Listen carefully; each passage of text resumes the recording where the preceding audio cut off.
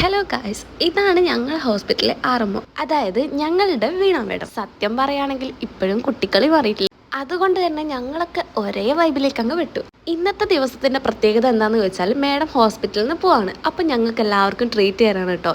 അങ്ങനെ ഞങ്ങൾ കോഴിക്കോടുള്ള ഒരു ഷോപ്പിലേക്ക് പോയി.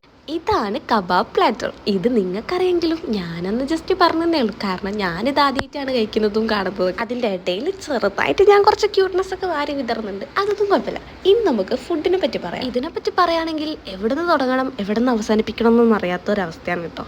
ഞാൻ എന്തൊക്കെയോ വാരി വലിച്ച് കഴിച്ചിട്ടുണ്ടായിരുന്നു. അതിനിടയിൽ കുറച്ച് മന്തി റൈസും അൽഫാമും ഇതൊക്കെ കഴിച്ചു. പിന്നെ ആ കബാബ് പ്ലാറ്ററിൽ നിന്ന് എന്തൊക്കെയോ എടുത്ത് കഴിച്ചു. ശരിക്കും പറഞ്ഞാൽ ഞങ്ങളൊക്കെ ഒന്ന് ഭയങ്കര ഹാപ്പി ആയിരുന്നു. കുറച്ച് വീഡിയോസും ഫോട്ടോസും കാര്യങ്ങളൊക്കെ എടുത്തു. പിന്നെ ഇങ്ങനെ അൽഫാമിൻ്റെ ഇങ്ങനെ കടിച്ച് പൊട്ടിച്ച് തിന്നാൻ എനിക്ക് ഭയങ്കര ഇഷ്ടമാണ് കേട്ടോ. ലാസ്റ്റ് ഞങ്ങളൊരു ഗ്ലാസ് പൈനാപ്പിൾ ജ്യൂസും കൂടെ കുടിച്ചുകൊണ്ടിരിക്കുമ്പോഴാണ് ബില്ല് വന്നത്. ബില്ല് കണ്ടപ്പോൾ തന്നെ മേഡത്തിന്റെ കണ്ണങ്ങോട്ട് തള്ളി.